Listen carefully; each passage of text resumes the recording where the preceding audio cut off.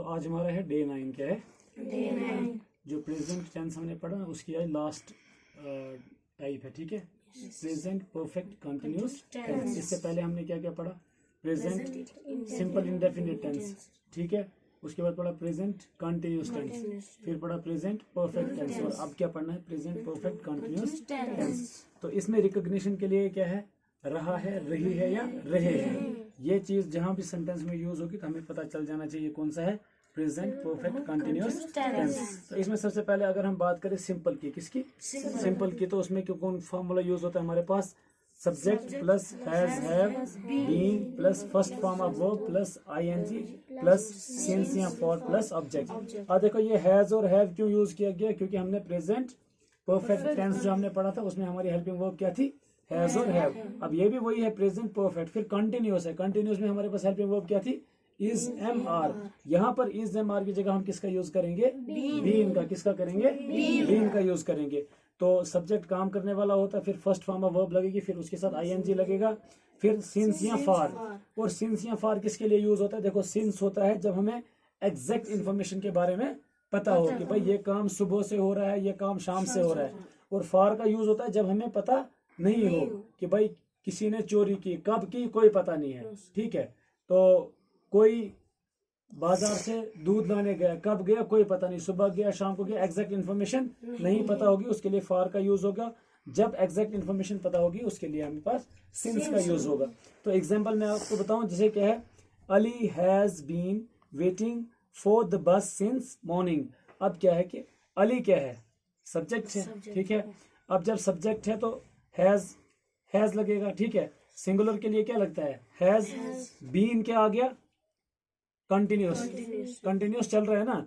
Waiting for the bus since. अब exact location हमें, exact time हमें पता चला। ठीक है, एग्जैक्ट टाइम कैसे पता चला? कि भाई सुबह से।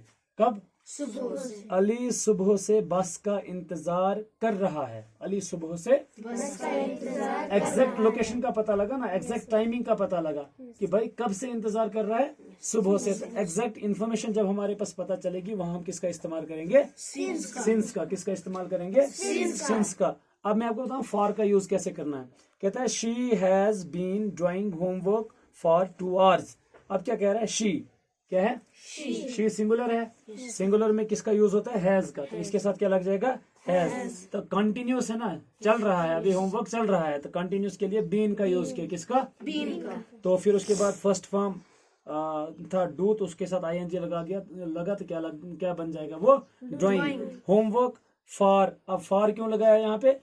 हमें कोई भी पता नहीं है कि कौन से 2 घंटे हैं। यहाँ कह रहा है ना वो 2 घंटों से होमवर्क कर रही है। अब कौन से 2 घंटे, हमें कोई भी उसके बारे में एग्जैक्ट टाइमिंग का पता नहीं है। 2 घंटों से कर रही है। अगर लिखा होता कि सुबह 2 घंटे से कर रही है या दोपहर 2 घंटे से होमवर्क कर रही है तो फिर उसके लिए सिंस लगता है। बट हमारे पास एग्जैक्ट टाइमिंग का पता नहीं है, तो इसलिए हमने वहां क्या लगाया? फॉर का यूज किया। उसके बाद इसी में प्रेजेंट परफेक्ट कंटिन्यूस टेंस में हम नेगेटिव का इस्तेमाल करें। किसका? नेगेटिव। फॉर्मूला सारा सेम है, यूज हो जाएगा बीच में किसका? नॉट का। मतलब यहाँ पर इनकार किया जाता है। अब क्या है कि they have not been living in this house since 2003। अब क्या होता है कि दे हैव नॉट। अब दे है क्या है? दे किसके? दे के साथ दे प्लूरल में आता तो क्या लगेगा? हैव लगा दिया। Have. They have not, not लग गया ना इसका नेगेटिव का। बीन क्या आ गया? कंटिन्यूस वाला। ठीक है, तो फर्स्ट फॉर्म ऑफ वर्ब में लिव था, तो लिव के साथ क्या आएगा? आईएनजी। क्या बन जाएगा? Living in this house since. अब हमारे पास सिंस यहाँ लगा। क्यों लगा? क्योंकि हमारे पास टाइम दिया गया है।